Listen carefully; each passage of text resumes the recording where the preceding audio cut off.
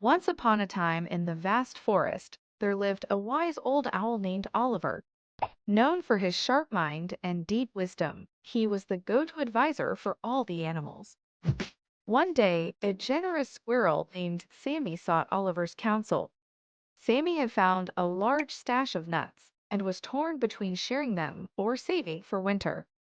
Oliver, after pondering, advised Sammy, "True generosity is never wasted.